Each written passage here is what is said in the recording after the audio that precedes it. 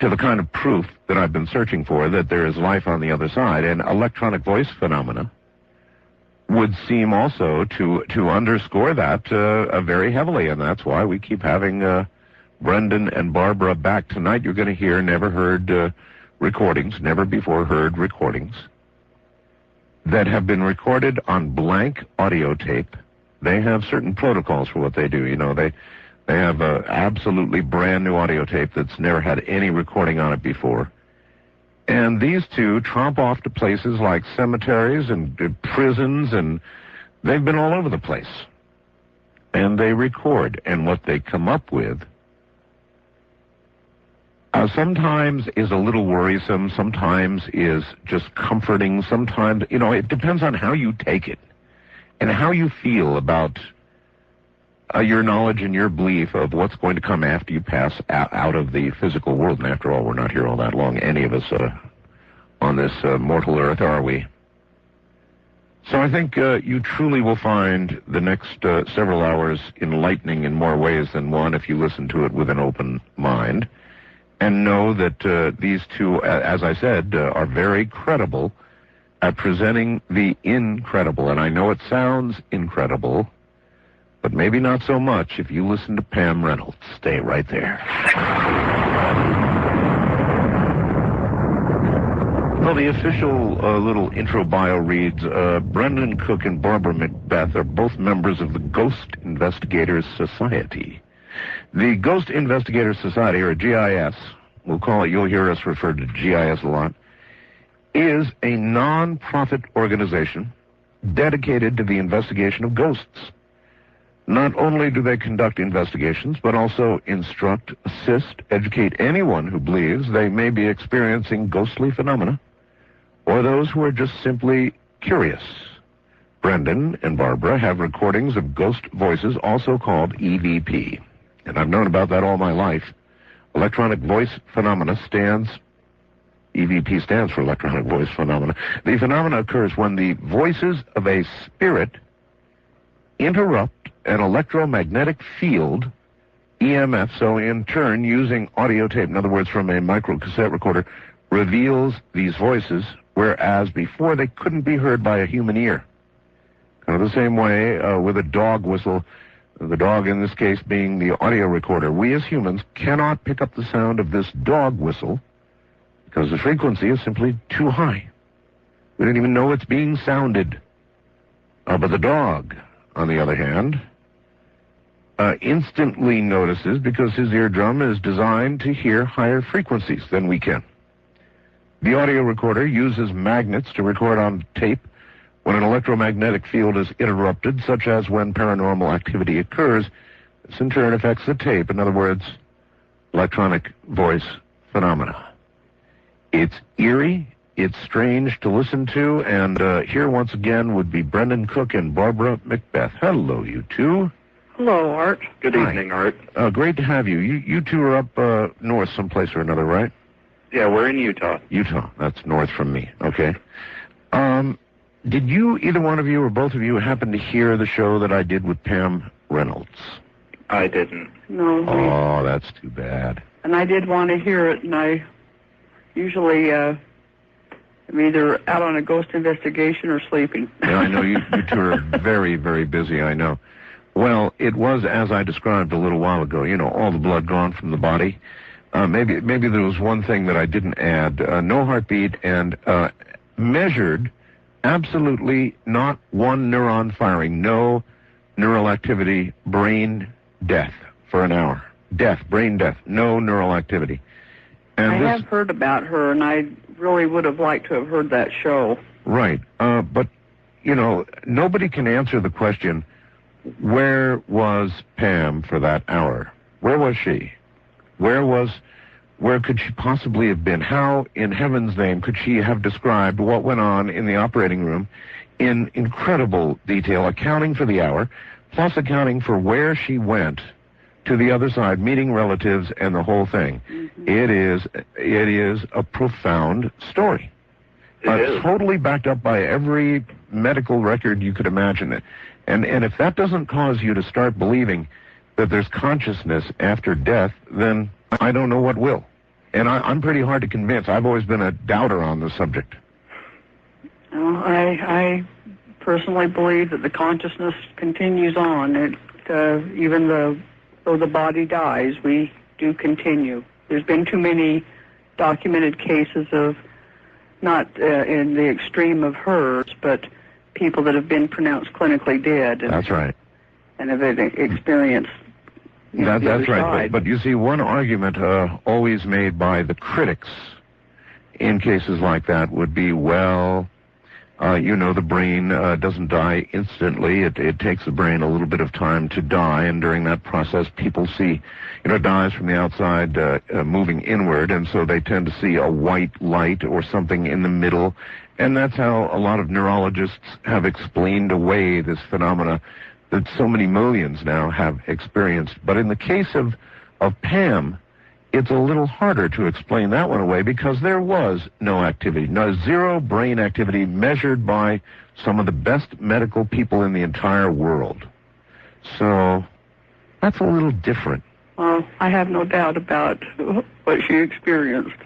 And the question is, the nature of the other side, other than what she saw, and she admittedly was told early on that she had to go back. She was not admitted to a much higher, she was at what she thought was a very low level of the other side. And I'm constantly struggling, and I'm sure a lot of my audience is too, to try to understand the nature of the other side. Where are these people, these souls, these consciousnesses, these entities? Where are they? Well, I, for one, tend to believe that humans may not even be capable of understanding the other side, at least to a certain degree. As for where are they, I believe they're almost at another plane, but yet they're still stuck in this plane at the same time. Different dimensions. Yeah, different dimensions, I suppose. But I do think that there's different levels of the other side. Okay, but all right, let's go to electronic voice phenomena. So much of what you get on tape appears to me, or seems to be, a direct response to something that a living, breathing human being has said, provoked, or asked. Yes, many of them are responding to what is taking place at the time or being said at the time. Exactly. So that would indicate to me that they must have a much clearer view from their side of our dimension, or whatever word you want to use, than we have of theirs. Yes, because it's consciousness. They're not inhibited by the physical being. The other thing I get from listening to the electronic voice phenomena is that we probably don't change much. If we are warm, loving people when we kick the bucket, then there's a good chance we're warm, loving spirits on the other side. If we're miserable bastards here, then we're probably miserable bastards over there. I believe that. And that's, to me, what some of your recordings have sort of shown. Mm-hmm. I don't see why death would alter our personalities when our consciousness continues. So there's, all manner of spirit on the other side, I guess.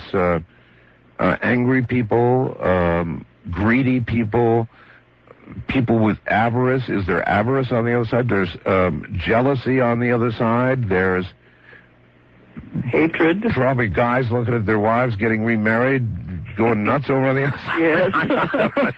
It just continues on. On and on. Yes, on and on. Indeed.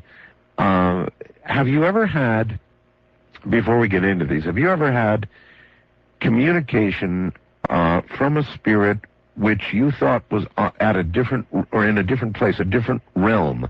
There are many who feel that only one level above us can communicate back to us, but that not other higher levels.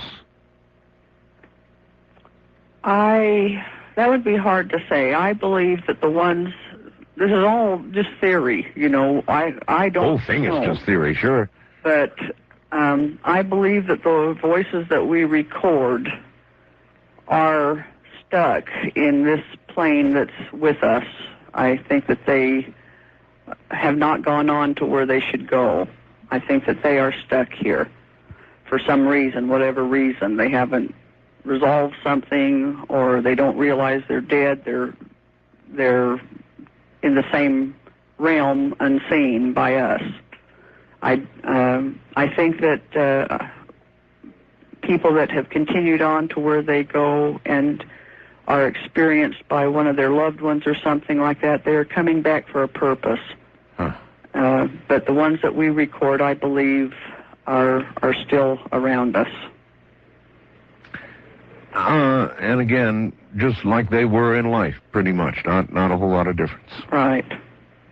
That's my own personal belief. Why do you two continue to do this? I mean, I realize that probably buying a tape recorder is not an... And by the way, folks, you can do what they are doing if you want to. If you have the cojones for it and want to get a tape recorder and wander off into a cemetery for a while, hey, have at it. You'll get results, and then you'll believe yourself. In the meantime, though, why are you two doing this? You're not realizing any financial gain from it. No books yet. No CD sales, or I don't know, whatever all you might be able to do. You haven't done it.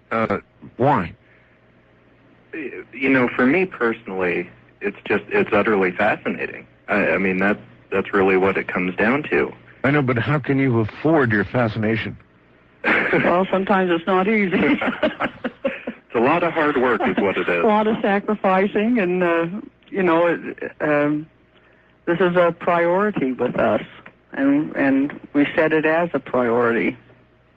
It's not just merely a hobby. There's real dedication and research that goes into this. And well, what do you want to know? What do the two of you want to know? I sort of articulated what I want to know. I want to know the nature of the other side. You two, at this point, as deep into it as you are, what are the questions that you're wanting to answer from your research? Yeah, you know, what we want to know is almost exactly what you just said. We want to understand the nature of what the other side is, as far as we can understand it. That's why we ask questions of what is it like on your side, Sure. Where are you at, you know, what do you see, that kind of thing. You don't get a lot of detailed answers, do you? No. And you don't get a lot of long answers. You tend to get either one word or a short sentence, and only very occasionally a long sentence, but that's about the best it gets, right? That's right. Which But there's a real phenomena taking place, and it is really too bad that mainstream science doesn't look at this phenomena, because it does exist. I agree. Oh, I agree with you. And just so, once again, before we get into them, the rules that you follow, your own rules, are very strict. You never use any pre-recorded tape ever, ever, ever, right? That's correct. In fact, we will, if we listen to a tape and we will re-listen to it, and if we don't hear any EVPs on it, we throw the tape away. So you've got to go through a lot of tapes then, don't you? We go through hundreds of tapes. Hundreds of tapes. I hope you've got a good bulk buyer or something. And people will notice, if you've got a cassette recorder, try it yourself. When you receive a tape, open it up, take the cellophane off and put it in. It'll be dead quiet. After you've recorded, even if you go out, for example, and you leave your recorder in a silent room, and then you listen back to the recording, you will hear the soft hiss. It'll sound different. You'll hear the soft hiss and background ambient noise, whatever it might be, of this supposedly totally silent room. So you will know it's been a tape that has been recorded on, and I just want everybody to understand these are absolutely first-rate, right out of the cellophane, blank tapes that these voices appear on. That's correct. Another thing people say as well, maybe you were near a radio station and you got some RF radiation or something that got into your tape machine, and there was a little hit of a voice on there or something from a radio or TV broadcast. Yeah, and we hear that quite a bit, actually. And, you know, truth be told, it does happen. But the sound quality of the voice that's ends up as a radio transmission on the tape. You can tell the difference between EVP and a radio transmission. There's easily a different sound quality. And then on top of that, the majority of these voices are interacting with us. If not what we're asking them, they interact with something that we're doing just amongst ourselves as a group. So, I don't know. I'll let people conclude what they will from listening to these tapes, but I conclude the other side is neither a happy nor an unhappy place. Probably both. In other words, as you listen to the voices you hear tonight, folks, I think you're going to realize that you're hearing both very happy souls and very unhappy souls. And I haven't even listened to the recordings yet, but would that be a safe conclusion? Yes, it would be. Now to my guests and our electronic voice phenomena. Voices actually from the other side. Brenden Cook and Barbara McBeath, welcome back. Thank you. All right, let's talk about the first item that we have tonight. All right, well, this first one was recorded in a cemetery we actually go to quite frequently. And we happened to record this on the night that we had witnessed a ghost light with our own eyes. We didn't even need our infrared to see this. We could, I believe there was 9 people there at this time. Can you recall? Tell me what you saw.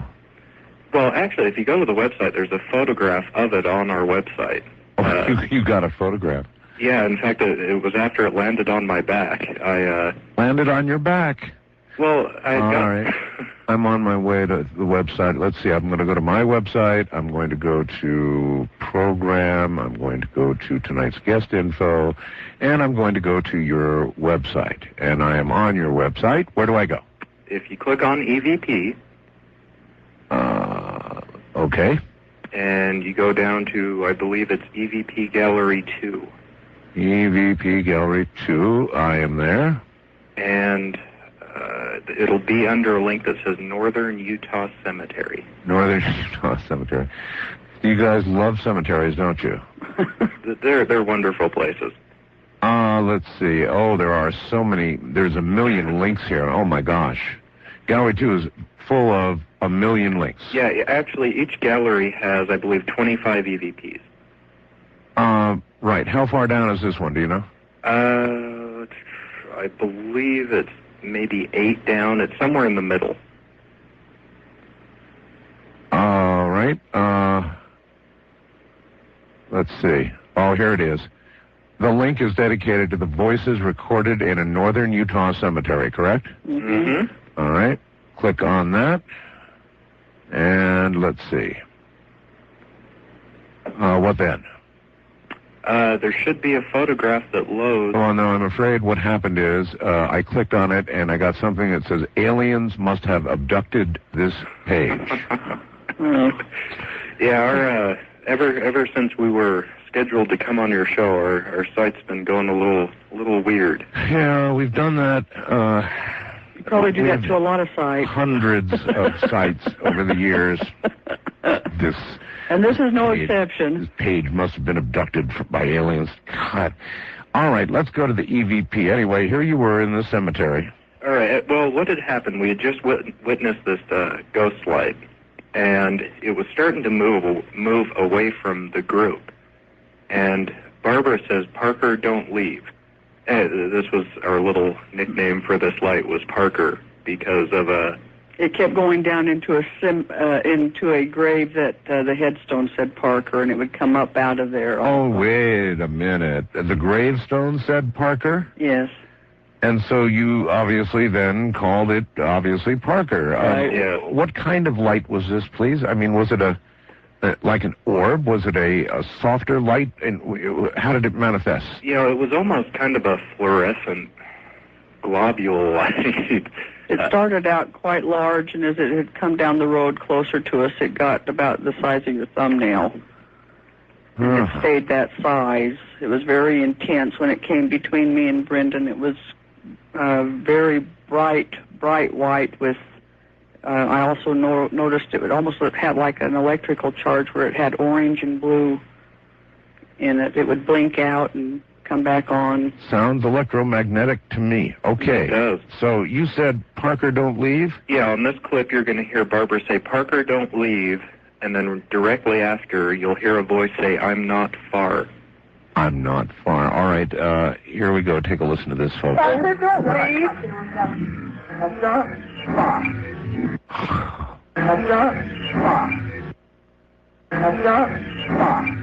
You know, all right, it does say, "I'm not far," but the way it says it would lead me to believe either one of two things. The spirit almost like has a cold, or it has a British accent. I can't tell which. Exactly. That's one of the first things I told Barbara when we were thinking about using this voice for the show, that I believed it either had an accent or it was nasally congested. Yeah, I'm not far. That definitely says I'm not far. Listen, folks.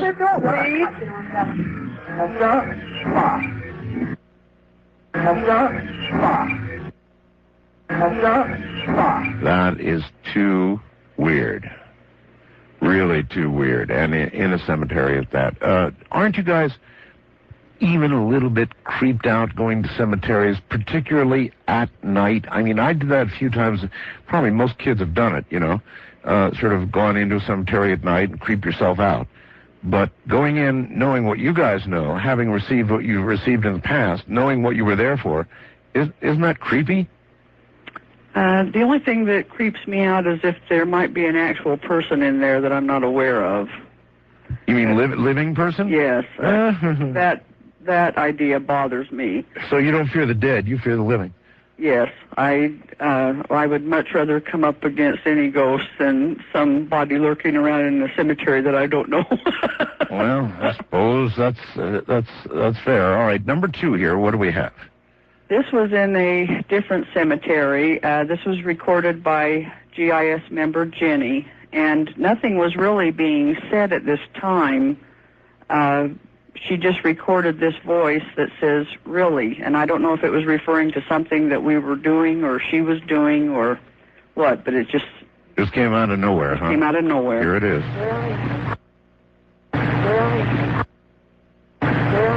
Really indeed. All right, now, I've got to ask this again. You've said to me many times that cemeteries are not necessarily the best places to get voices, you know, that they can occur anywhere. That's correct. And not every cemetery yields EVP. Voices. Fine, all fine. Nevertheless, I would say... there are some that are real active. I would say, though, that the majority of the EVPs you've submitted, short the ones in the prison, which were incredible, have come from cemeteries. How come? You know, I really believe that's because that's the easiest place to get access to. And, you know, most people have a ghost story about a cemetery, so that's where we get a lot of our information from. And we can just head on up to whatever cemetery it is that people let us know about and do what we do. This, the first cemetery, the first voice out of that cemetery, one of the local sheriffs had told us about that location. And about Parker? Not about Parker, but about other things that have been seen in there. And in fact, when they happen to know that we're there, many times they'll come up and be with us, the sheriff department and the... I think we had the fire department. We had the fire department one time. I think the whole town turned out. Do you notify authorities before you go? Yes. Oh, yes. Yes, we get permission, and so that you don't have to worry about getting busted. You know, it's better to be relaxed and concentrate on what you're doing. Still, I wonder how they take these calls. I mean, I was a 911 operator in Monterey County, and I don't know if I picked up the phone and I said 911 emergency, and you said, well, I suppose you wouldn't call 911. Not me, unless there was a thug in there. But, you know, even if I was in a sheriff's department, I picked up the phone. You said, say, listen, we're just letting you know we're going to be in a cemetery recording voices of the dead. I wanted to let you know ahead of time. I might dispatch a car just based on your saying that. Well, we will. What I have done in the past is like when we were up in Wyoming, we wanted to go to a cemetery in this town where we were staying overnight. And the first policeman I saw out on patrol, I approached him and asked him if there was any kind of ordinance for that city to be in the cemetery after dark. Right. And told him what we were doing and why we were there, and we wanted to do an investigation in the cemetery. And he said that it was fine with him, and he'd notify the other officers that we were in there. That's something. All right, here comes number 3. What is this, and where did this come from? All right, well, this is another one from another cemetery. Yet another cemetery. Yes, and, this one, we kind of had, at least me, I hear 2 different things. On here, we have it, should we move over there, is what is listed on this. Right. I also can hear that room over there. That room over there. Well, we'll let everybody make up their own mind. Should we move over there or that room over there? Folks, here it comes.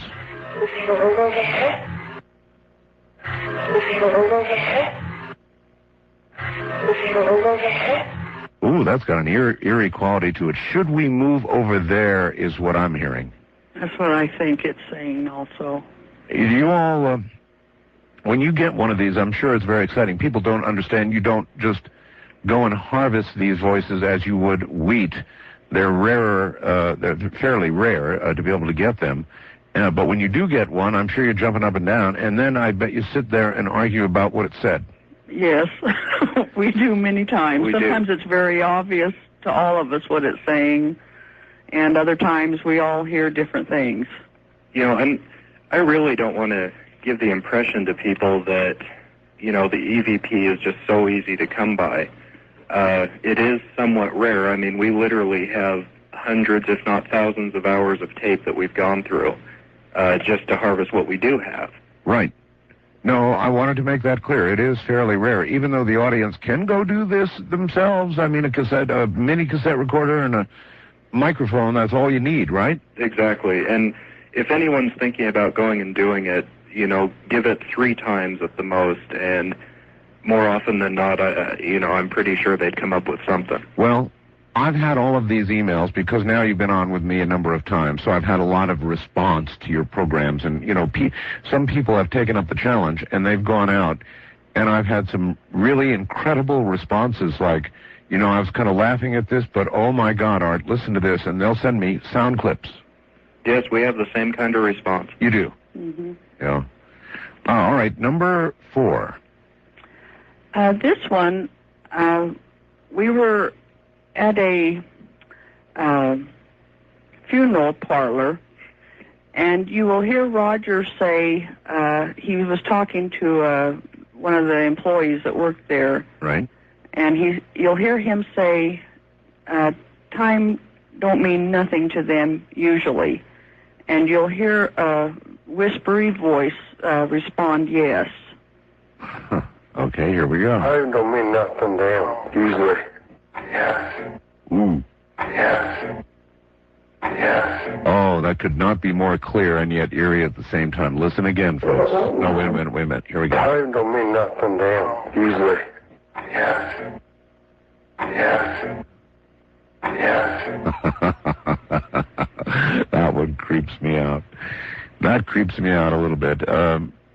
But that's also what I hear from everybody in the field of study, that whatever we understand time-wise here has no meaning whatsoever, no relevance on the other side. Time is meaningless.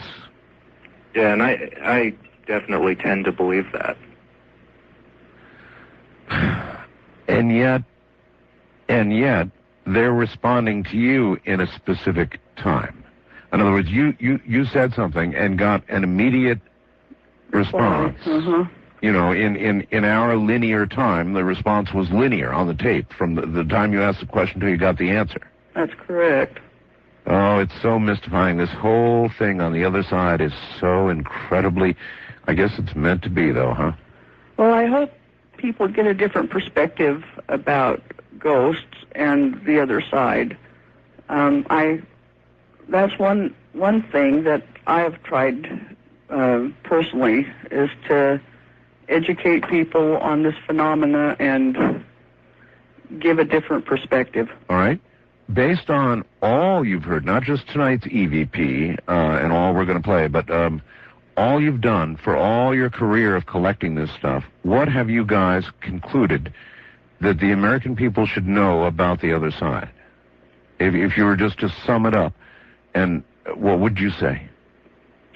Well, I would say to try to resolve things in this life and be as kind and the best person that you can be, because you're not going to change after you die, and your mental troubles and problems are going to be with you still.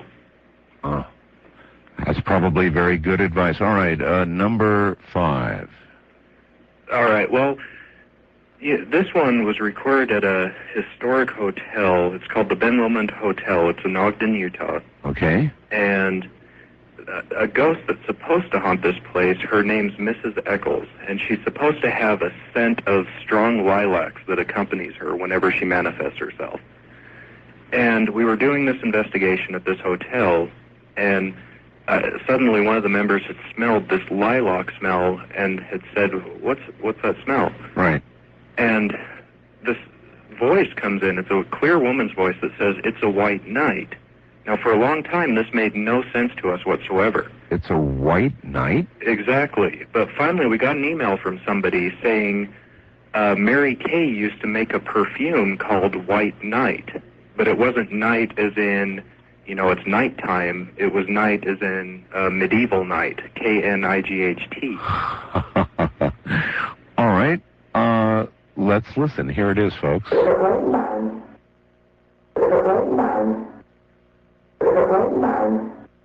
Yes. It sounds like it's saying it's a white knight. It's a white knight.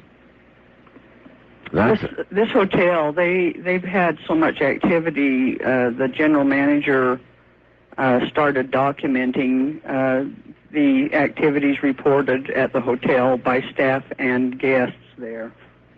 Do you think that they welcome that and then sort of try to turn it into a tourist attraction? I know a lot of hotels don't want a damn thing to do with it. They just don't want anything to do with anything like that, and they think that it will keep customers, potential customers away and scare them, and they'll go somewhere else. I mean, how do they feel about it? I don't know if they're using it so much as a tourist attraction, but I do know that they are quite proud of the ghost that they have there, and they're very willing to talk about it. Proud of the ghost. Yeah, in fact, I think in February on the Discovery Channel, they're going to be doing something about the ghost that's supposed to haunt this place. Oh, really? Yeah, I guess they have it registered in the Historical Society. It's supposed to be haunted and so on. It's quite active, and it's very old. It's had quite a history of itself, just the events that have happened there in this hotel. Well, it did sound like a woman, perhaps of middle age, to me. The voice. Yes. And her voice to me has kind of a educated elegance about it or something. It doesn't sound like she sounds quite elegant to me. Yeah, I agree with that. Listen one more time, folks. It's a white knight. No, that's not a white knight. What am I doing? Let me get it back here. That would have been some good bumper music. In fact, here's what I'm trying to get to right now. It does say it's a white knight, I believe.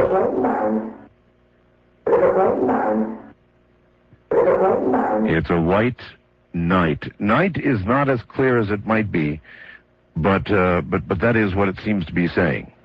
Yes. So, I just, I don't know what to say about this, except it is what it is. What do you think most people at home are saying to themselves right now? Well, people for so long have been taught, especially in America, have been taught that ghosts do not exist. Their parents teach them that, schools teach them that. And for us to come out and present these things showing that it does exist, I think really bothers them. I do too. All right. Anyway, we'll lay this down with honors tonight.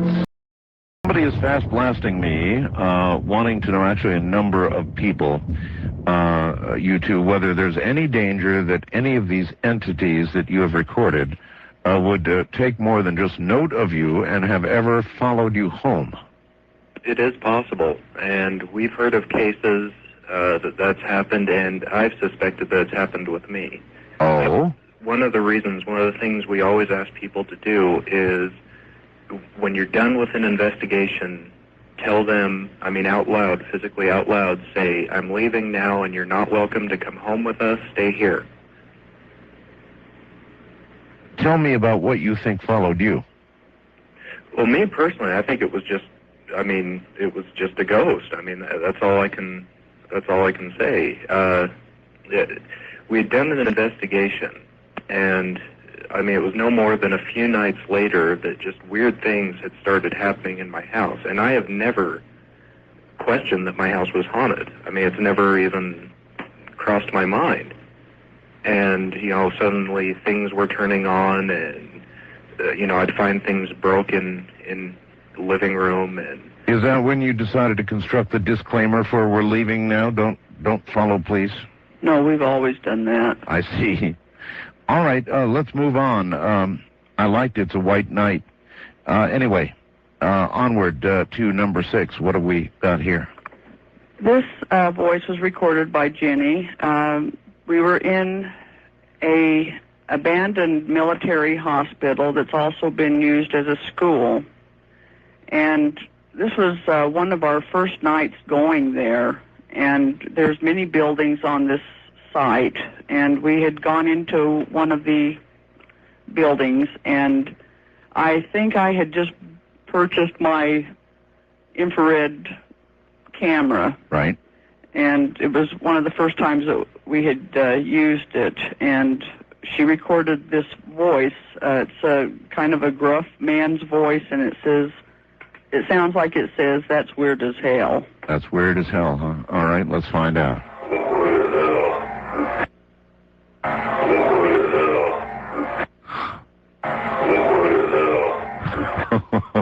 That is weird as hell. That's weird as hell. Now let's think about that statement for a moment. If that came from the other side,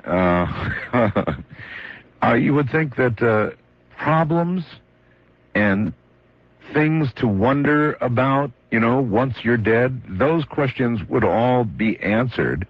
And over on the other side, you wouldn't. On this side, there's lots of reason all the time to say, "That's weird as hell." But over on the other side, you think they've got the same dilemmas going on a day-to-day basis? Well, really, I think he could have been referring to us. Maybe at the fact we were even looking for them. Well, you've got a good point. It could be exactly that.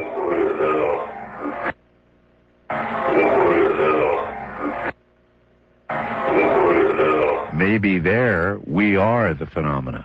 Exactly. That's some way to think about it. Okay, that one creeped me out sufficiently. What's next? All right. I think you'll like this one. Oh. This was recorded by GIS member Jenny, and it was recorded in a cemetery. On the tape, you're going to hear Jenny say, "Is anybody here? Will you please talk to us?" Then you're going to hear a child's voice say, "They talk good," or "Do they talk good?" That's interesting. All I have listed is just the first part, her question. I didn't know there was an answer. Yeah, and we had to rush and make this set list for you so we could get it out on time. All right. So let's all listen very carefully. You're listening for a child's voice after her. Anybody here? Will you please talk to us?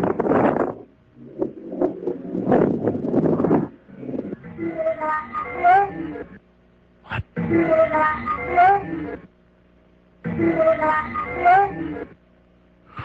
And what do you think it said there? I believe it says, "Do they talk good?" Do they talk good? All right, let me listen to that one more time. Talk to us?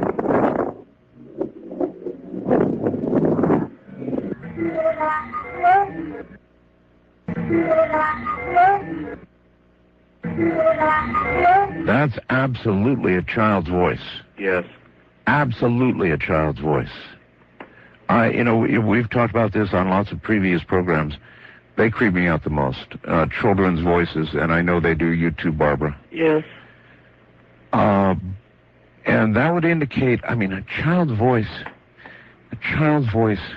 So then, if you die as an old man or an old woman, you are an old voice, and if you die as a child, you are a child's voice, or can we not come to those conclusions from hearing these? Well, the thing with this is we just don't know. I mean, there's no way of really telling. Well, I can tell one thing. That's a child's voice. That is a child's voice. And I have heard of cases where people have... A ghost has been seen by different people in different stages of that ghost's life when he was alive. People have seen a certain ghost, as a young person, as an older person. Right. And I don't know if that's something that we have control over, or if that's residual. And maybe, this is just throwing out a theory, but sure, maybe some of these, so many children's voices, they are reverting back to when as a child. I don't know. I can't explain why we record so many children's voices, because we never have children with us. Have you two made a deal with each other? In other words, if one of you goes before the other? I'm going to try like hell to come back and let them know. As long as you're not trying from hell. I don't think I will. All right. Here comes, what's number 8 here? This one, we were with a local Fox crew at a theater that's been kind of revamped. It's a historical theater, and I was showing the cameraman something that I had recorded on my videotape while they were doing a take with an employee at this place. And I have been told this several times at different locations, but this voice says, "Why don't you sit there?" I've been told to sit down a lot at different locations. And the other side wants you to sit. They want me to sit down. All right. Why was Fox there? They were doing a report on a haunted place? On this theater, yes. I see. All right, here we go. It supposedly says, "Why don't you sit here?" or something like it. Listen carefully.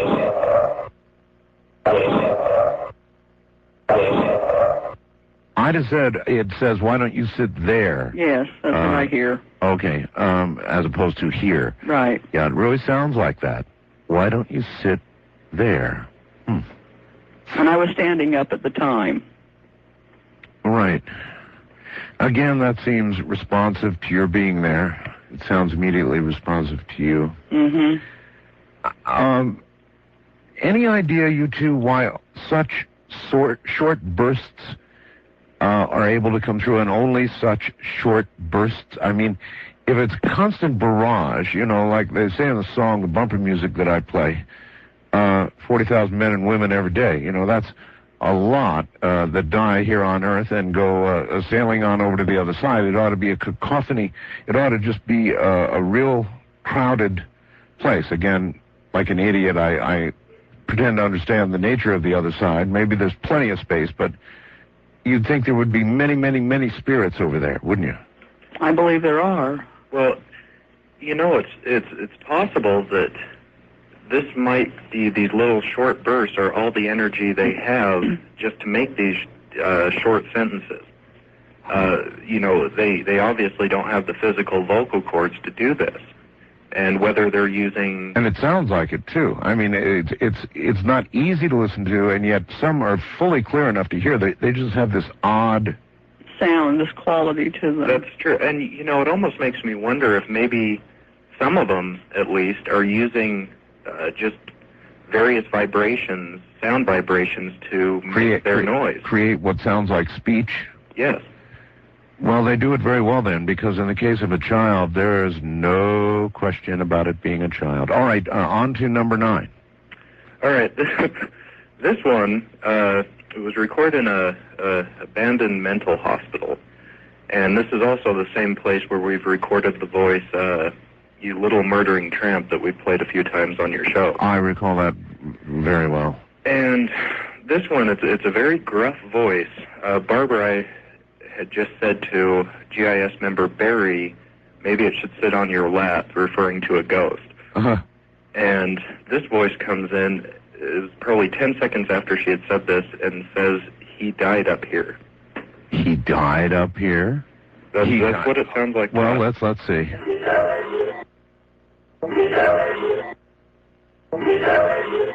Yeah, he died up here.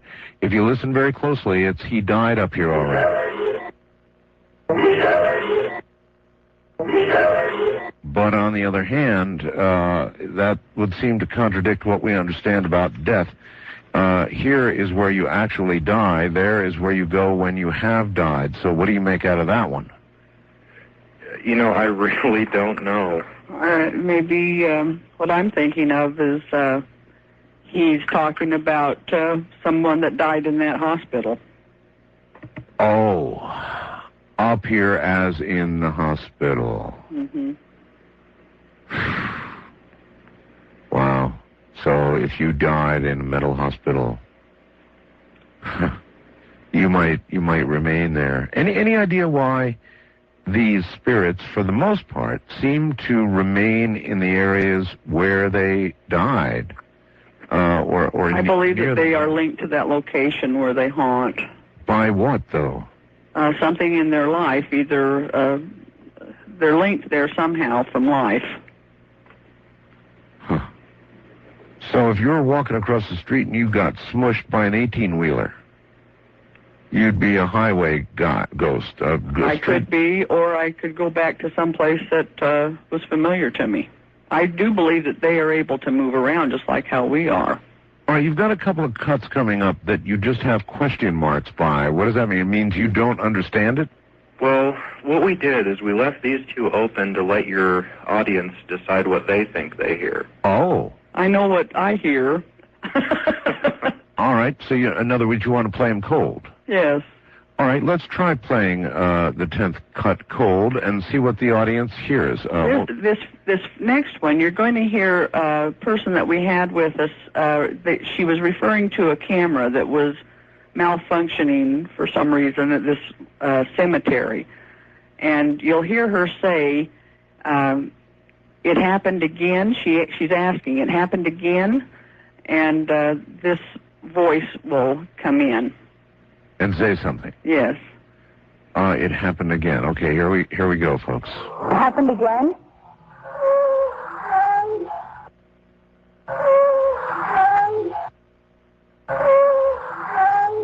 Wow, is that weird? But I'm not sure what was said. All right, here it is again, folks. Somebody send me some quick, fast blasts about what you think is being said here. It happened again?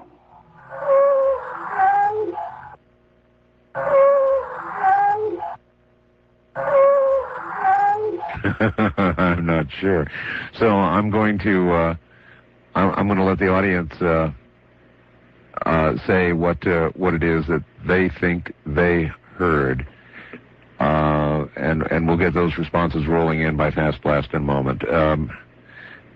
Whatever it is, it had again that ethereal sort of weird, I don't know, from another place kind of sound. Yes, I've always I mentioned this before. It almost sounds like how you would sound underwater if you were talking. Yes, underwater. Actually, it sounds a lot like some modern cell phones I hear.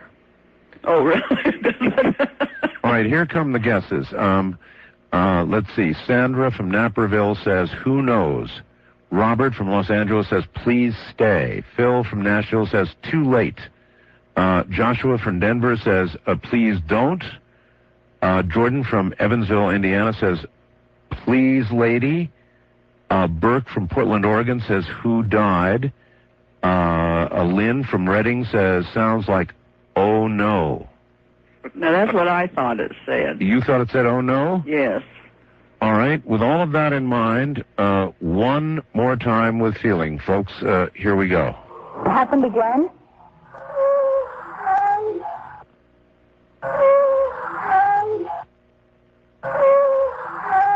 Well, I don't know about oh no, but it was obviously some sort of response. Now, I've been talking to other people, last night's guest, for example, who said that cameras taken into recently created crop circles, and this is really well documented by all kinds of commercial camera crews as well as amateur.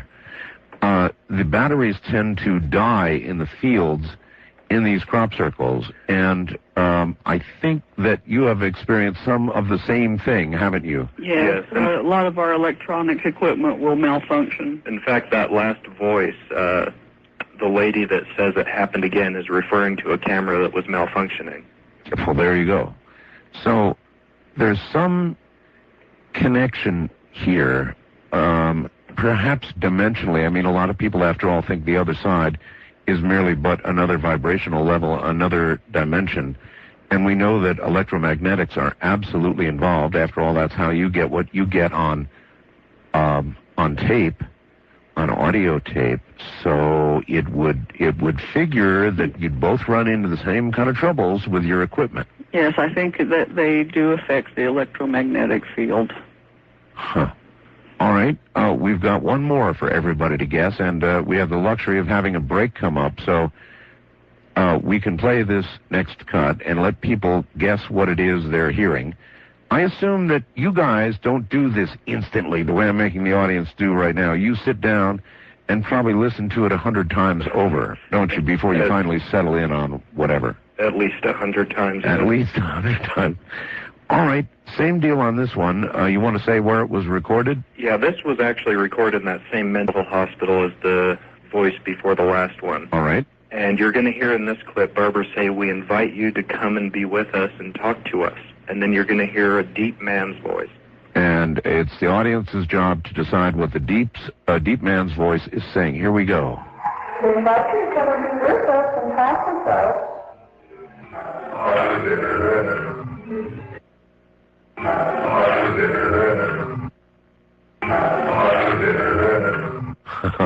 That's pretty weird.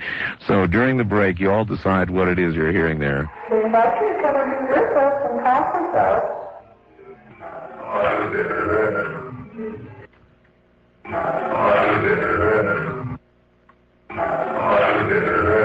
22, or use the wildcard line at 1-775-727-1295. To recharge on the toll-free international line, call your AT&T operator and have them dial 800-893-0903.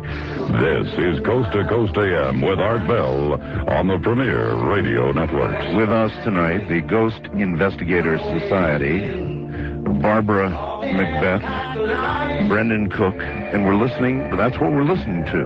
Voices from the other side. If you think it's something else, you might want to tell us what that is. And again, we're reviewing one that we heard just before the break, and in a moment I'll have the results, and they are very, very varied indeed. All right, back to it we go, and this is kind of interesting. Again, what we're trying to do is decipher what was said. They certainly did not give us the easy ones. Here it is one more time. We invite you to come and be with us and talk with us.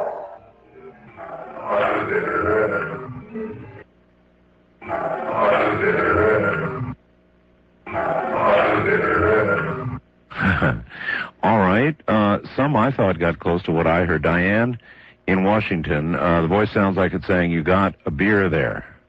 Matt, let's see, Matt in Anchorage, Alaska says, "I heard, I'm in the bathroom." Steve in Springfield, Oregon heard, the last one sounded like, "What's for dinner?" And I heard dinner in it myself. Alan in Chicago, "I'd be afraid." Rod in La Crosse, Wisconsin, "Violets in my bed." So here's one saying, second spirit saying, "I'll be there." These spirits, he goes on, this is Glenn in Oakland, California. These spirits have an extremely hard time vocalizing, like you have, kind of like you have a sore throat. You two, anybody close? Jenny that recorded this says that she thinks that it says, "I'll be there." I'll be there. I heard, "I've been dead." So this kind of gives people an idea of what we go through when we listen to these. It is kind of interpretive, isn't it? Yes. What's not interpretive is the manner in which it's gathered. These are cold, hard facts. But, well, yeah, what's heard certainly is interpretive. And when you tell us the results of your research ahead of time, it's a lot easier to hear, although I must say you did not exactly pick two of the easier ones for the audience to And try. there was a reason for that. Yeah, I'm sure. Okay, on to number 12. This one was recorded by Jenny also, and it's at a old military fort that was established back in the 1800s and is still semi in use. Right. And we were conducting an investigation, and we believe that it says, "I be fine now." I'd be fine now. All right, here we are.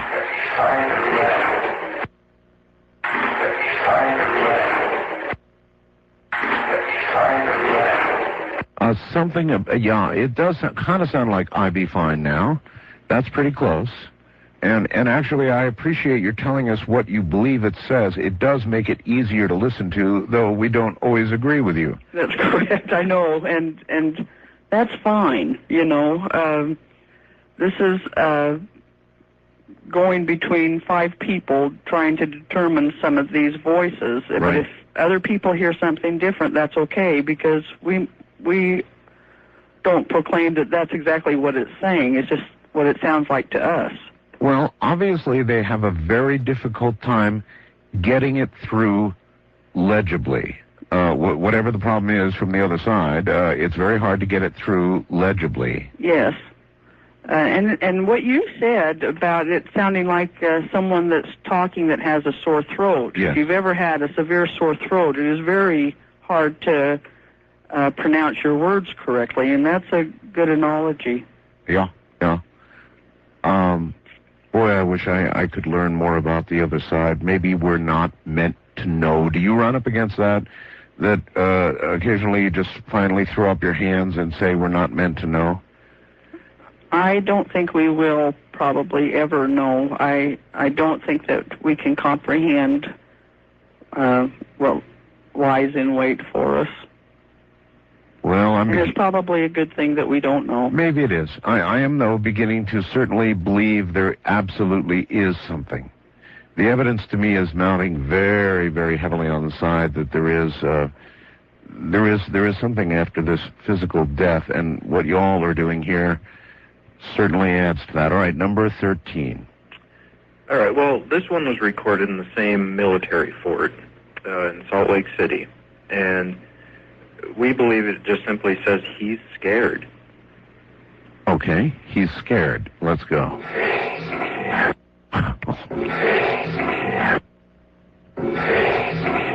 Yeah, oh God, that's awful. Yes. This is very whispery. Yeah. Roger had just mentioned that he had scared himself. Oh, he had? He was talking to the museum curator, and he had was going down into the basement, and he had scared himself, and he had told the curator that he had scared himself. This one's creepy. Here it is again.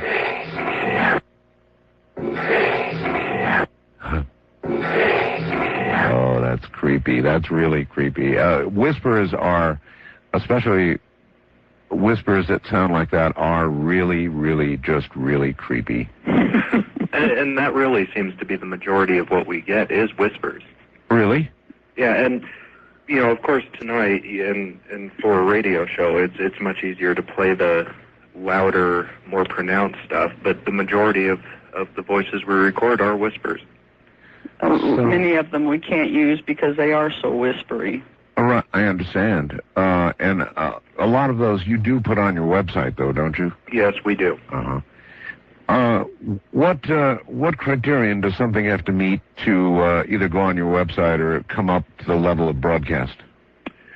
Well, for one, it's got to be audible.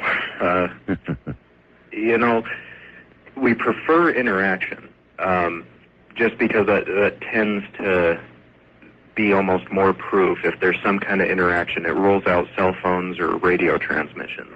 Did you know there's a story from Britain?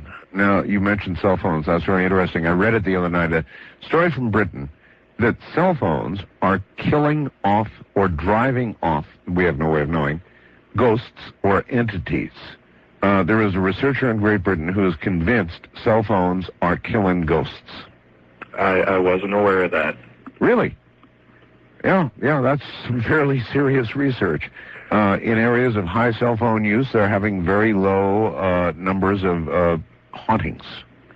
I wonder if it's the electrical interference. Well, I don't think that it would be killing ghosts, but maybe they are not able to manifest as really as what they were able to. Well, a cell phone emits electromagnetic energy to do what it does. So anything is possible. I suppose anything is possible. All right, on to the next one, number 14. This was recorded at that same fort, and this, we believe, is a voice that says, "Oh my God." In response to something, or just out of the blue? This was just out of the blue. Out of the blue. All right, here we go. Let's hear what you folks say. See, now I have a hard. That one's hard for me. I don't hear that. And I also hear two voices on that last word. Let me listen.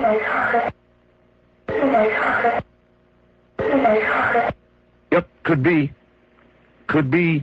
two voices. I don't know. I hear a whispery, breathy one, and then the voice also that is saying, "Oh my." Fascinating.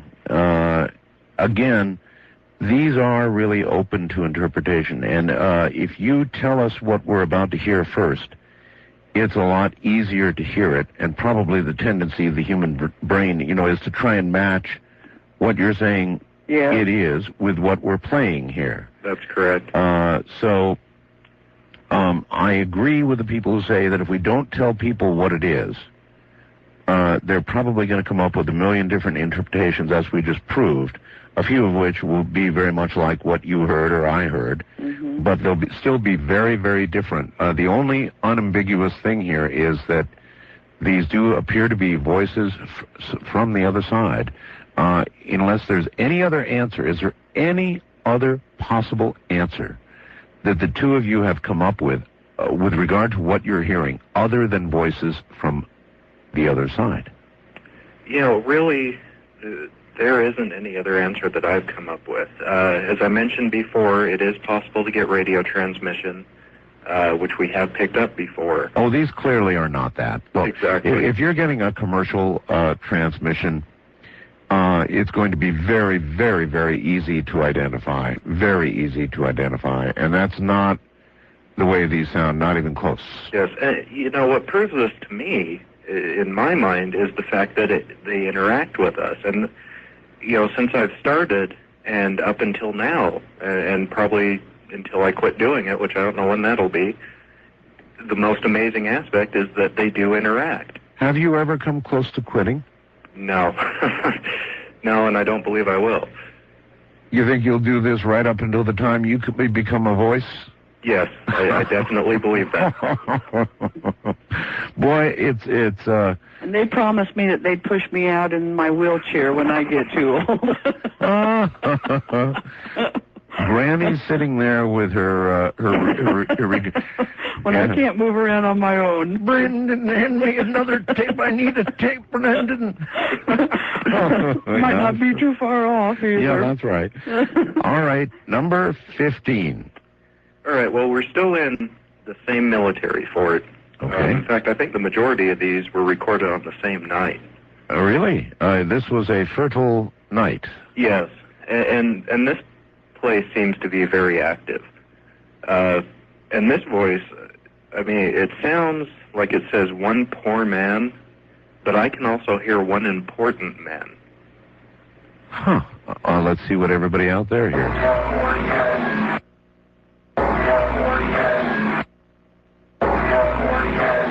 I would vote for, I think he's saying important. important man. Something about an important man. I do hear that. Yes, that's what I hear. All right, one last time. What do you hear?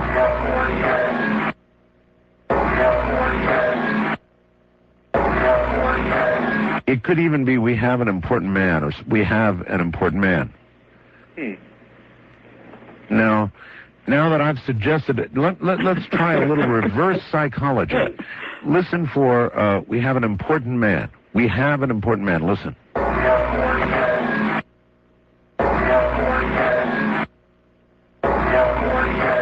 What about it? See, I can hear the word have now. I can't hear we.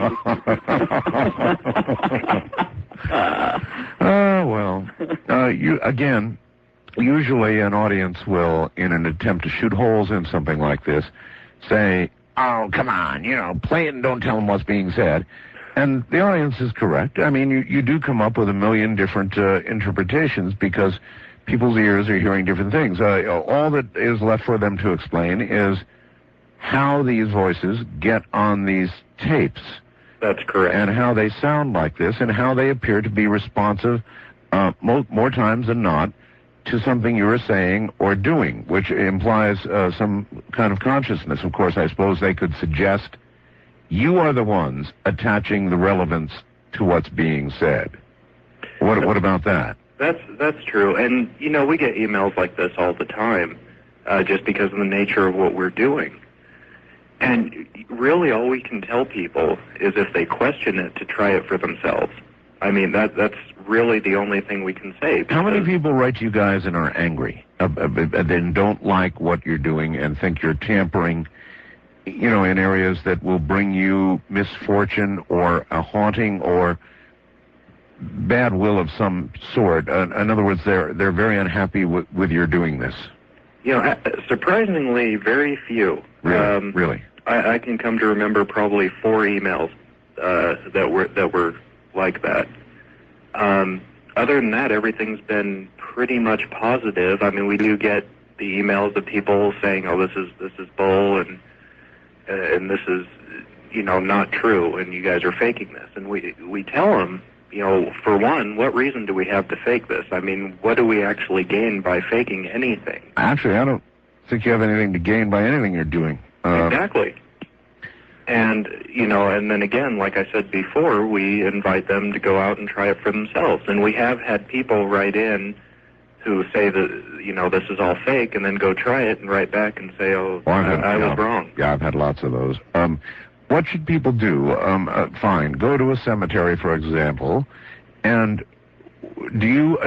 should they attempt, take the tape recorder along, and then do you begin talking to the graves, talking to the area, talking to the air?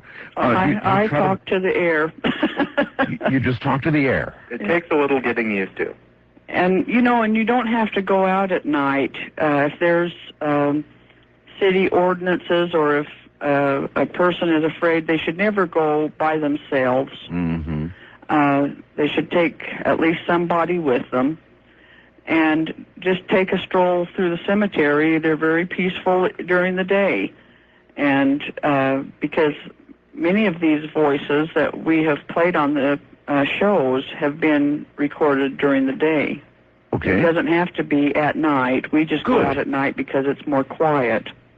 Well, I probably wouldn't be inclined mostly to go out at night.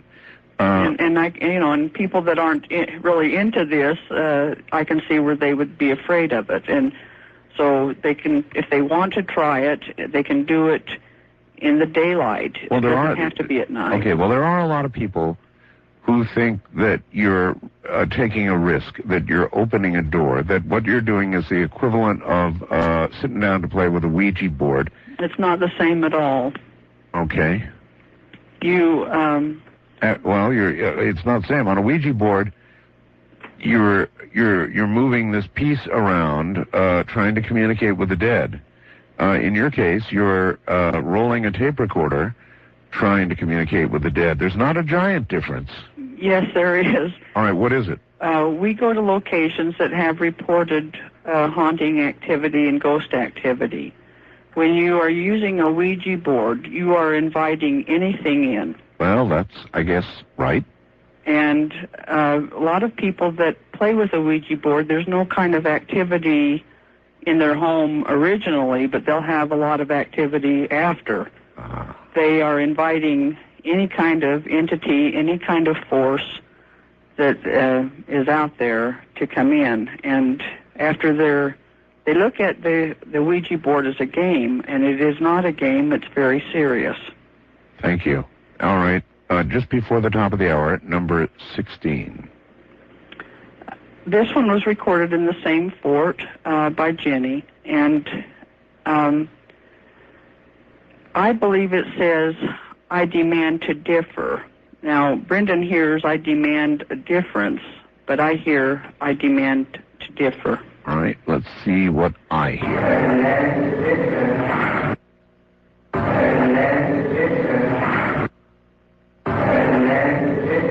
Oh, gee, I think that's quite clear. I think it's saying, "I demand a difference." So I guess I agree with Brenden. One more time, it sounds like, "I demand a difference."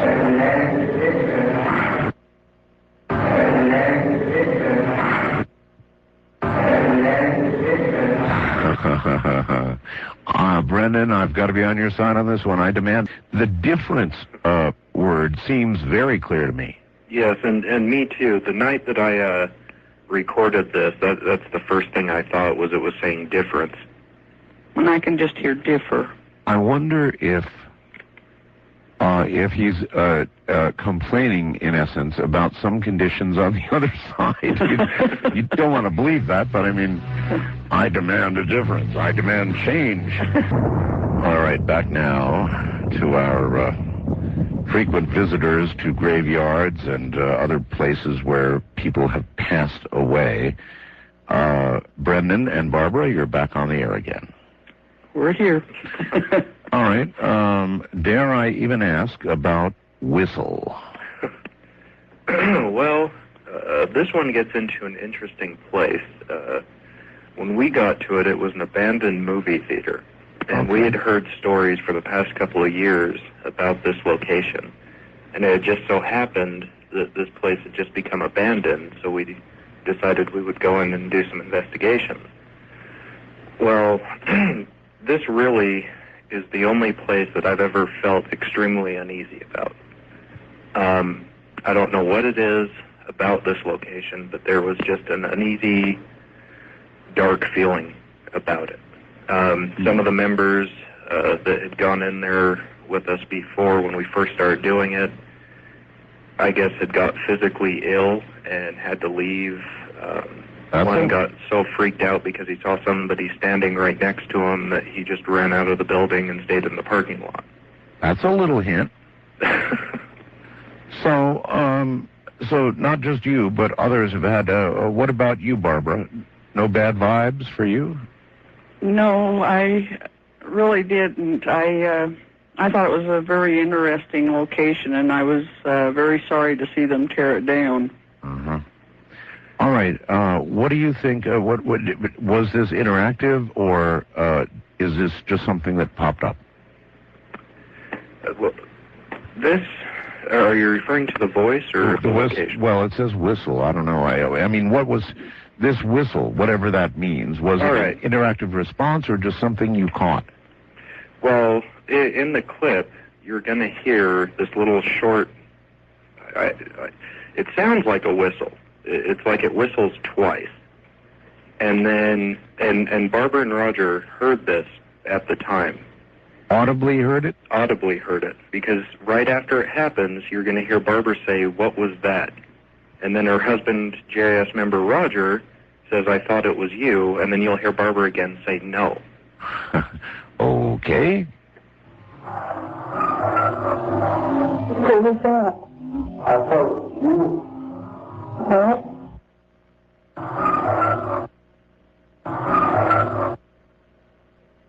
Wow. I'm not sure what to make of that myself. I'm not sure what to make of that. I don't know what that sound was. It could have been a whistle, or it could have been an attempt at trying to form a word. I can't make it out. I think that someone was trying to get our attention. Yeah, that could easily be. Could easily be. All right, 18. This one was in the same theater, and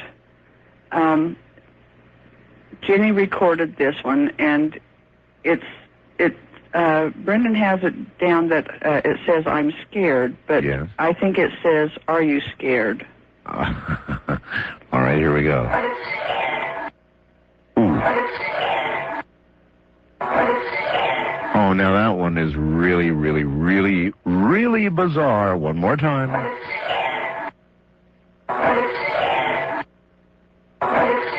Well, I clearly hear it saying, "Are you scared?" I'm with you, I think, Barbara. Are you scared? It could not be more clear to me. Yeah, I think kind of a whispery.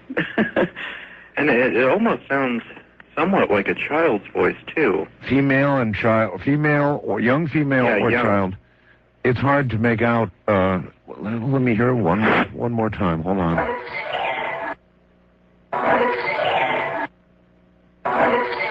Yeah, clearly a young female or a child asking, "Are you scared?" Now, God, that one's clear.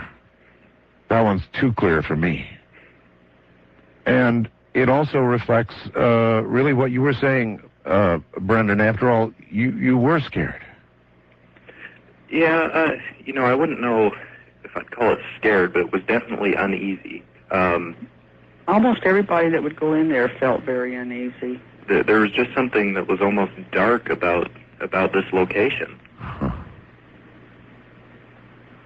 Huh. And it was completely empty of any of the theater seats. There was three theaters in this building, and the only thing that was left in it was two concession stands, in the middle of the building. And I know that anyone that went in there, any of the group, felt very uneasy in there. Do you all think that the hauntings are related to specific buildings, old buildings in particular, or the land on which they sit, the area, the physical area in which they are? I think the majority could be. And, you mentioned the land. There's a popular misconception that, it's always over an old ancient Indian burial ground. In fact, we hear that probably 80% of the time when people call us. They will say that their house was built on an ancient Indian burial ground. Right. And, it doesn't necessarily mean that that's correct. Who knows what could have happened on that land hundreds, thousands of years ago. I mean, that could cause it to be haunted. If it's true that ghosts don't have a concept of time, I mean, they could still be haunting that land even though they died over 1,000 years ago. That's something to think about, isn't it? I mean, that I suppose on the other side it wouldn't be a bother because there is not that concept of time. Although that's hard for us to understand. 1,000 years sounds like a long time to be hanging around anywhere. Exactly. And, like we said, I believe that us as living humans probably won't be capable of understanding the other side to a point. I think we can understand maybe some aspects of it, but, we'll never fully understand it. All right. Here comes another one, and this, I guess, is a child's voice, huh?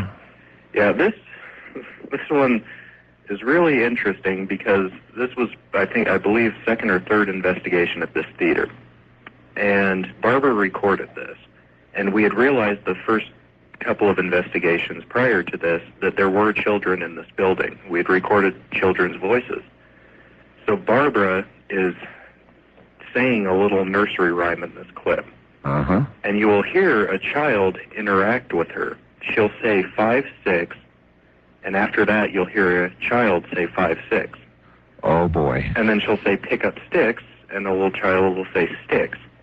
Oh, you're kidding. And she'll say, you're obviously not kidding. And she'll say, 7, 8, lay them straight. And then you'll hear the child say, "Straight." And then 9, 10, a big fat hen, and then she laughs. And directly after that, you'll hear a child say, "Hen." It says big fat hen. And really? This one generally creeps me out just because I have somewhat of a weird phobia of nursery rhymes. So. All right, let's see what we think. 5, 6. picked up sticks.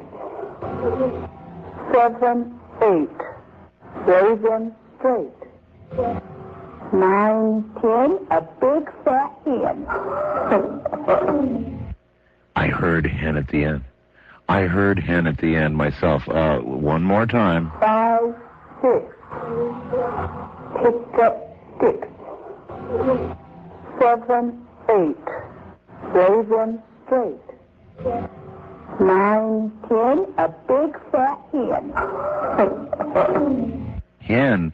Actually, the hen, the sound of the hen comes over the sound of Barbara herself. Yes, it does. All the other in-between parts are a little bit lower than Barbara. Right. But that very end part is... It comes over her voice. A lot of people have a hard time explaining that one. Oh, my God. And I was really hoping that whatever children were there would interact with this rhyme. How frequently do these voices overlap your voices? In other words, in the middle of either asking a question or trying to elicit a response or speaking to the air, whatever you do, the voice comes in on top of your voice. It'll happen quite often because we're not aware that we're getting a response at the time. Of course not. Sometimes we could, I could just kick myself for going on talking. I hear you. But you would have no way of knowing. No. You know, this next clip that Barbara is going to explain, you can hear a little bit of that overlapping. Mm-hmm. Again? Well, this next one is just bizarre. It's just kind of cheesy. Why do you say cheesy? Well, it just sounds like a stereotype ghost, what's in ghost movies, in B-rated, those B movies. Oh, I see. Of ghosts. It just sounds like a stereotype ghost moaning and groaning, like it's something trying to scare us. And at the very end, I don't know if you can hear it over the radio, but you can barely hear Jenny say, "Hear that?" All right, here we go.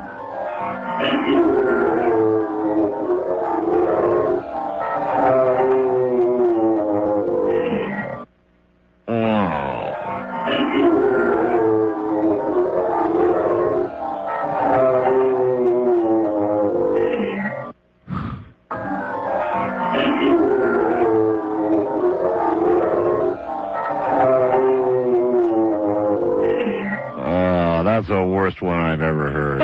Isn't that horrible? Yeah, so that's horrible. In other words, I don't react quite in the same way you do. I didn't get cheesy out of it. I just got, oh, that's not good. Whatever I think it sounds cheesy. Whatever it is, it's not good. Oh, not good at all. Yeah, that's a moan, all right. That's more of a. That's like a death moan. I mean, that's like a you're gonna die moan. Yeah.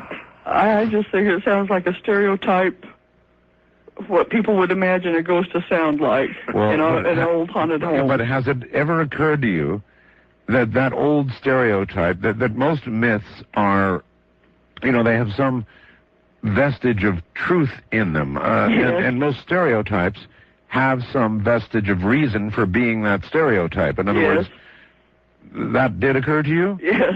One more time.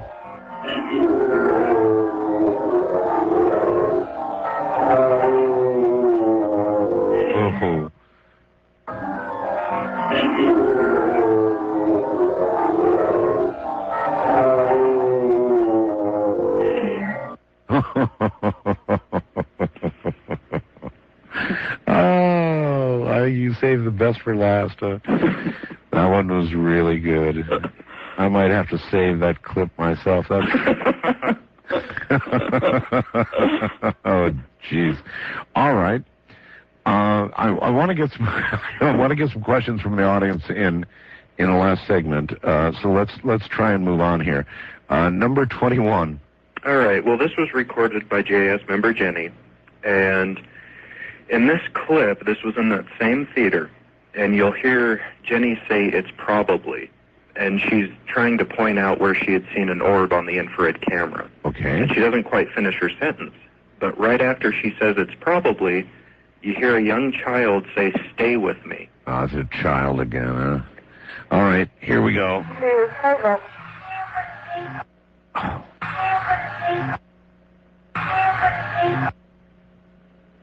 That's so clear. "Stay with me" is so clear. One more time.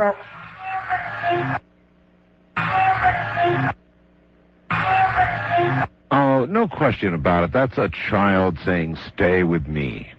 And, you know, honestly, I think that's one of the clearest child's voices that I've heard, with the exception of that "It's Dark in Here" that we played on your show before. Yes. You know, the night not recorded that, but found that on the tape, I phoned Barbara and told her that I had heard that. Yes. And, you know, I almost felt guilty because I was excited about hearing this clear voice, but yet it made me feel so bad that this child felt so alone and just sounded like he was so alone. Yeah, this is the part that's almost too hard for me. The children are over there, wherever there is and whatever it is, and they're alone, and sometimes they're scared and they're frightened and they think it's dark, and it just doesn't sound like the expectation that I have of what the other side would be like, especially for a child. Yes, and the thing that got me about this location, too, was the children sounded incredibly young. Yeah, I agree. That child's voice sounded like a 5 or a 6-year-old or something like that.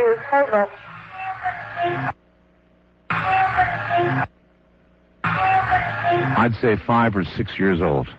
Yeah, I was thinking even younger. Really? Mm-hmm.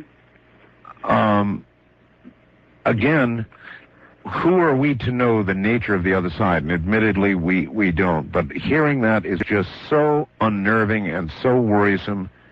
Why would a child be either lonely, scared, or cold on the other side? You know, anybody want to take a shot at that one? You know, I had a friend talking to me about this, and she said maybe one of the reasons that we get so many children is that the families are mourning and won't let them go. Yeah, mourning does seem to have a lot to do with it, and it does seem like relatives who will not let go, just absolutely will not let go, they keep these spirits on this side, don't they? Yes, and I think that there is a lot to be said for that. I believe that, but I can't understand what the child would be doing in this theater, but I don't know. It makes me uncomfortable. Back now to the Ghost Investigators Society and Brenden and Barbara. And we have just one more to go, one more to play before we take a few calls. What is this one? This one was recorded by myself in that same theater. And it's kind of a singy voice. And do you recall, Art, if there was ever like a product called Chlorident? Yeah, I think there was. Chlora like something. A chiclet, like a gum or something? Something like that, sure. I'm sure it was. This voice, what I believe it is saying, it's kind of a singy voice, and it says cold Chlorident. Really? Okay, let's see what we get. Almost sounds like an ad.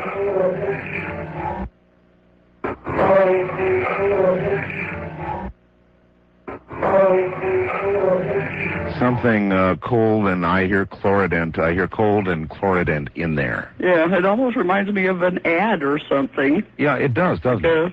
A little jingle. All right, let's subject you two to the audience and see what they've got to say. First time caller line, you're on the air with GIS. Hello. Hi. I think it was Chlorets, the gum. That could be. Hello, good morning, Brenda and Barbara. Hello. Good morning. This is James from Midland, Texas. I had a question about how you thought these voices were formed on the tape. I've been following EVP for a few years now, and I think the most fascinating thing is where the voices manipulate sounds in the environment, and it's almost like the sounds transform into the voice. I was wondering, do you think the voices are like imprinted on the tape, like telekinetically, or they actually produced in the air around the tape? Well, there's numerous different theories on how this actually takes place. I tend to believe two different theories. One, that yes, it is imprinted on the tape. I believe some of them are imprinted on the tape. Yeah, but I'd like to note that, for example, tonight, in at least 2 instances, people heard audibly what came on the tape. Yeah, and that goes to my next theory, that I believe some other voices are using variant sounds that are in the atmosphere or in that location to form their voice. Yeah, they're just theories, sir. Your guess is as good as anybody's. They're the investigators, and that's all they've got is theories. What do you think? Well, I'm thinking of an example of where one was recording over a television set, and in the background was a French program, right? Yes. And she asked the question, do you pray to God? And it was in English, the question. And all of a sudden, the French program, it almost like it morphed into English. And the French in the background said, of course I pray to God. That is odd. And that's an interesting question, one that several people ask. Do you get, of course you might not recognize it, but do you get voices in other languages? Yes, we do. Yes, we do. Oh, you do? Yes, and we have, I believe, 5 or 6 examples posted on our website right now. All right, if we were to bring these on the air, they would be so indecipherable. They're hardly decipherable in English, but if we were to bring other languages, it would really confuse people. But the answer is you do get them. Yes, we have some in German, Spanish. I believe we've got some in what sounds like French. Okay. Wildcard line, you're on the air with the GIS. Hello. Hi, this is almost as chilling as Some Velvet Morning, Art. Sure it is. Oh, yeah. I wanted to ask your guests, whatever happened to Dr. Rodiv, I believe, was his name? Oh, Rodive? That might have been it. I guess he started the whole research. Is he the father of EVP? To a point, yes. He's the one that really brought it out to people. Is he still around, or a scientist commenting? No, he's passed away. Uh-huh. And actually, there's been some researchers who've claimed they've recorded his voice. Mm-hmm. Yeah, you would think anybody who in life had a passion for receiving voices from the other side would be a likely transmitter when they got on the other side, because they'd be intent on doing specifically that. Yeah, and I had read an article where he had said that he would try to leave his voice on somebody's recorder. I believe it was a man that was working with him. He said he would come back to him and leave his voice on his recorder. Oh, I had a comment too. I looked up for the lady who was saying White Knight. Right. Well, I went immediately to my Oxford Complete Word Finder, and under White Knight, I found British for sleepless night. So maybe that puts another interpretation on it. Oh, wow. Very interesting. Yeah. So thank you very much, guys. All right, thank you, sir. Very interesting, because, again, my comment at the time was perhaps a British accent or a nasal voice, somebody with a cold, I think I said. East of the Rockies, you're on the air with GIS. Good morning. Good morning. Hi. My name is Beth. I'm from Buffalo. Yes. And my question is, once you hear these recordings and you hear what their people are saying and they sound sad and scared and everything like that, do you ever go back to the place and tell them to go to the light to kind of end their misery? Yeah, that's a good question, actually. We will return to the location, and we will ask, is there anything that we can do for you? Although I've never recorded an answer to that. We do not tell them to go to the light. No. Is it because you want to keep going back and recording them? Or? No. I feel like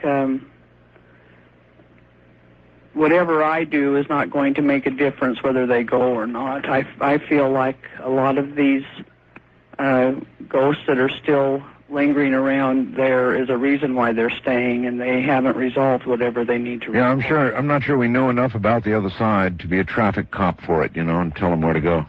I don't think that me saying to go to the light is going to make them go anywhere. I understand that that's what we think. We think, right. Off to the light with you, and but maybe we don't know what we're talking about. We just don't understand much about the other side, but evidence like this has got to make you think, right, ma'am? Oh, absolutely. Absolutely it does.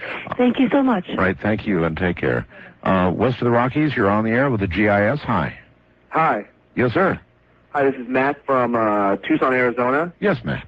And I was just wondering, why do they think that they are being communicated with? Or, I mean, this kind of goes back to the last question, but I mean, are they trying to get help, or are they just eager to communicate like any living human being? Okay. Well, when we go out on an investigation and we go to these locations that have reported ghost activity, we invite these who is ever there to join in our conversation and talk with us. Uh-huh. And most of the time, we will get at least a voice within that first hour. Sometimes we won't get anything at a place that we've gotten voices before. We won't get anything on a certain night. But we always talk to them like they are a living person. We're respectful. Most of the time they'll join in our conversation and talk with us amongst ourselves when we're talking, and respond to things that we're talking about amongst each other. Can you hear these? At the time when we record them, most of the time we can't. We don't hear them usually until we go back home and listen to our tape. But on rare occasion, a couple of times tonight, you did hear something. Yes, and it takes you off guard when you audibly hear something. You can't tell where it's coming from. You know you heard something, you don't know what. Now, do you think that you actually audibly hear it, or do you hear it in your mind? I believe I hear it. Hear it. And so do I. Okay. So I think, one other aspect is we find most of the time if you don't talk to them, they won't talk to you. You actually have to physically communicate with them. Throughout an investigation, I continually invite them to talk with us. Anything else, caller? No, thanks, Art. Okay, thank you, and take care. First-time caller line, you're on the air with GIS. Good morning. Hello? Hello. Yes, sir, you're on the air. Oh, great. Yeah, my name's Don. I'm up here in North Denver in an 18-wheeler. Okay. Okay. Must be kind of weird cruising through the night in a truck listening to this. Oh, it's terrific. I love it. I was up there in Wyoming just eating it up, Okay, my question is, okay, I go back east a lot, up into Massachusetts, and I've ran into some ancient cemeteries up there in the middle of nowhere. Very quiet, weeds growing up, stones kind of half tipped over and stuff. Have you ever done an investigation like in a place like that before? Yes, we have. And we've recorded voices in those locations. Because they live in Utah, a lot of what you tend to hear, obviously, is from prisons and graveyards and theaters and so forth that are near to them and easy access. But you all have done some traveling, right? Yes. Uh-huh.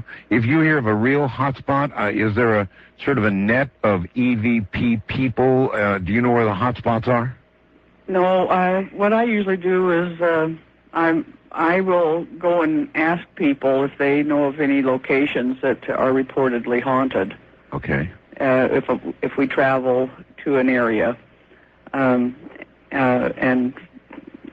take it from there. We seek out places that have had reported activity.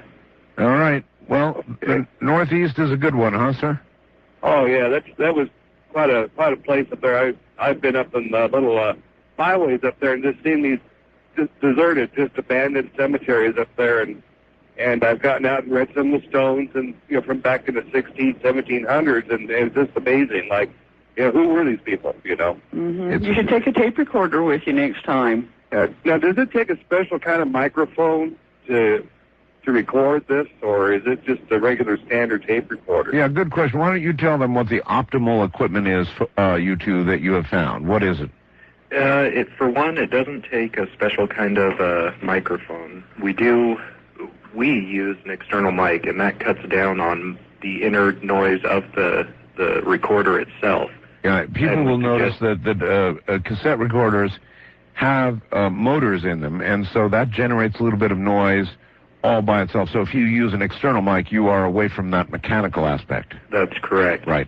And other than that, the only we use microcassette recorders, and the only reason we use that is so it's portable. We can carry that around with us everywhere. Any tape recorder will work. It really doesn't matter. As long as you're using a brand new tape, it'll work. Do you get, a microcassette recorder would not give you as much quality, or would it? You tell me as a whoop-de-doo downtown cassette type recorder. I believe personally the quality would be pretty close to the same, and that's just my own personal thought. We haven't used the regular size tape recorders as much as we've used the microcassette recorders. All right, now because you're recording with magnetic tape, there's some inherent hiss noise involved. The new rage out there now is, and I've got one, a mini CD recorder. A mini CD recorder is astounding. I mean, the range of audio that you get is CD at CD quality. The injected noise from the mechanism or from the electronics is almost undetectable. It is so quiet and such a high-quality device that you would think it would be perfect for this sort of thing. Just one little catch. CDs are made in a very different way than tapes. Now, have you tried taking something like that into the field?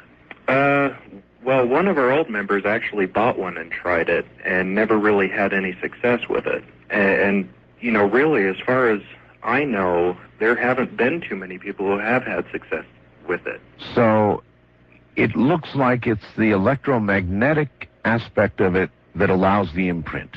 That's correct. And then again, I mentioned this on your show before, that we have seen correlations between our EMF meter and EVP. So that right there shows that they're affecting the electromagnetic field somehow. You bet. You betcha. All right. Wildcard line, you're on the air with the GIS folks. Hello. Hi, Art. This is Ryan calling from North Carolina. Yes, sir.